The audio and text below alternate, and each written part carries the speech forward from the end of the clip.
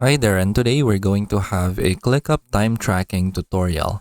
So here I am in the ClickUp website, and then from here, make sure you already have your account, and then let's go to the ClickUp workspace.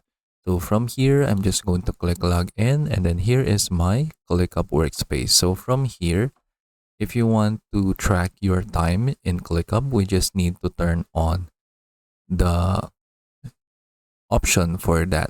So to do that, we just need to go here to assign to me in your my tasks, and then you should have the two fields right here, which is the time estimate and then the time track.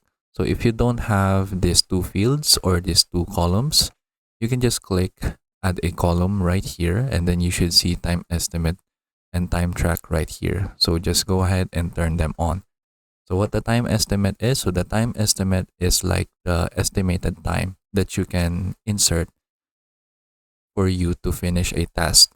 And then the time track is the actual time that you have done in doing that specific task. And you can track your time in two ways. You can just click the timer right here. And then as you can see, the timer will just go on until you click the stop button. So this is useful if you just want to press start and then do your task, and then you can just press the stop button whenever you are finished doing your task. And then another way is that you can have a manual time tracking right here. So you can just click on that specific row or that specific column, and then you can insert your time manually from here. You can also see the different time entries right here at the bottom, where it adds up all of the time that you have spent right here. So for example, let's say I did this task for like 1 hour and 30 minutes. And then you can also insert some more detailed information, like the date of when you did the task, and then the time right here. And then you can also insert some notes of what you did during that time entry, but you need to use the unlimited or business plan for you to do that. And then another thing is that you can also add tags, but you also need to have the unlimited and business plus plan. And then let's go back here. You can also indicate if your time entry is billable or not. But the same thing, you also need to have the unlimited or business plus plan.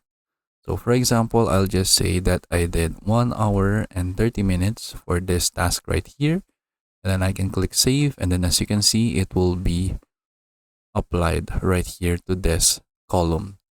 And then you can also do that to your project. So for example, if I have this project right here, I can also add the time tracking column right here.